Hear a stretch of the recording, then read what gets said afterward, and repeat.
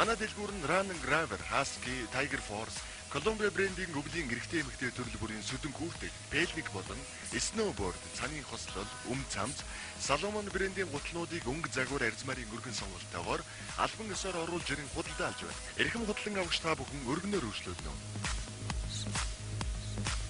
Манай хаяг Grand Plaza цогцлбарын 3 дугаар давхар, Метро мол их дэлгүүрийн 3 дугаар давхар, Улаанбаатар их дэлгүүрийн 3 дугаар давхар, Улсын их дэлгүүрийн зүүн талд Travel Shop.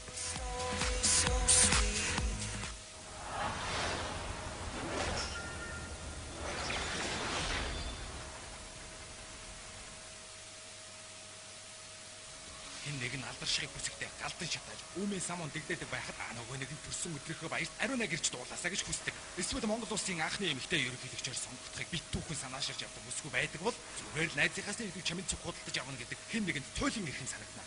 Сайхан бүсгүй тайртай гэдгээ хэлхийг чин сэтгэлээсээ хүсэлж хэлж чадахгүй явсаар өвгөн болсон нэг нь ч бас байдаг. Гэхдээ та юу ч хүсч болно. Харин хүслээ биелүүлнэ гэдэг хамгийн чухал. Донж бардагш та таны хүслийг биелүүлэхийн тулд зохиолыг нь бичиж зохион байгуулна. Та хэн байсан нь сайн биш. Хэн болсон нь хамгийн чухал.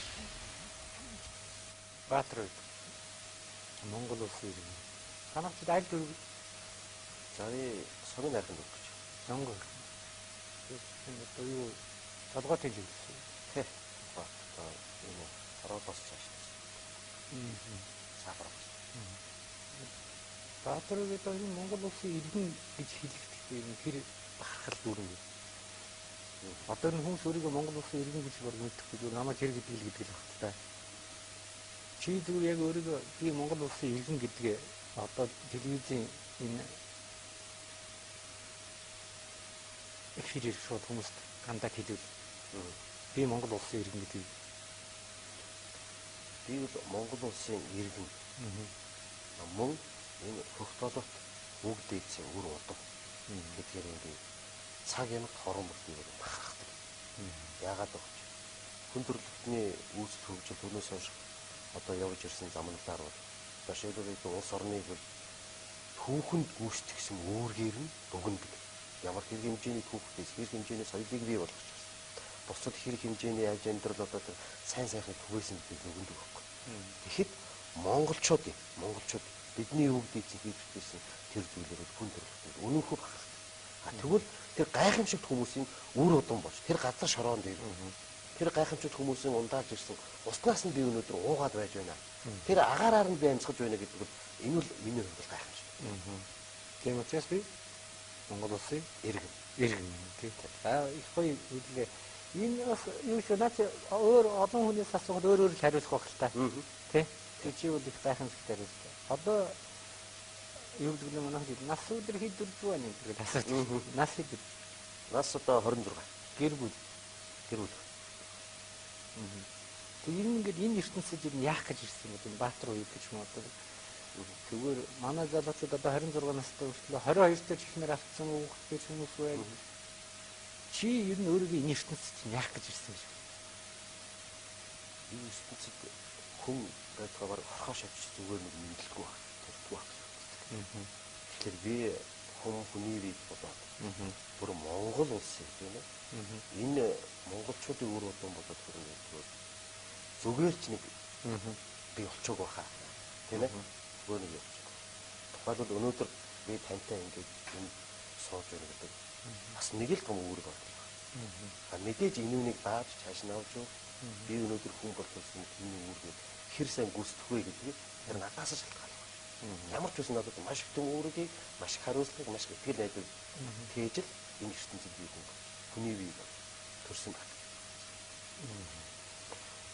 За шууд авчлаа асууя зүгээр миний нэг асуух гэдэг юм. Монгол улс сүрч вэ нүү хөгжиж вэ нүү? Дэвшиж вэ нүү? Монгол гүрэн хүчрэж вэ нүү? Одоо яг дэлхийн энэ олон улс. Одоо ингээд нэг аливаа нэг түүхийг уншиж чад нэг бүрний хүчрэж ирсэн нэг үе байж хад уруудаж явсан нэг үе байдаг те. Яг одоо Монгол улс яг энэ төвшөнд аль төвшөнд хүчрэж вэ нүү бид уруудаж. Шууд хэлэхдээ уруудаж. Баш олон зүйл уруудаж. Өнөөдөр нэг хэдэн байшин хэдэн машин унж гараад хөгжчихлөө гэж яг энэ хэтрийн том өндөрл баха.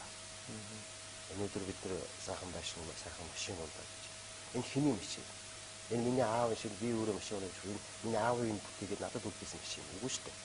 Энэ чи өөр нэг улсын хэмнэх ухаантай хүн тэгээд бүтээгээд хайгнасандаа өгдөг шүү дээ. Энийг л би өнөөдөр авч амжуулах болсон шүү дээ. Тэр миний зүг биш байхгүй хүний хийгээд байсан. Өнөөдөр хүний амьдралын сайн сайхан тэр ад жаргалтай амьдрал гэдгийг өнөөдөр хүн бүхэн янз янзаар л ярих байхаа. Гэхдээ би энэ хөрсөд хүн бол төр мэндэлсэн бол би тэр жамаар л амьдрал. Би усуух нь үнэн, би хоолойх нь үнэн, би газар дээр гიშх нь үнэн, би энэ агаараар амьсгалах нь үнэн.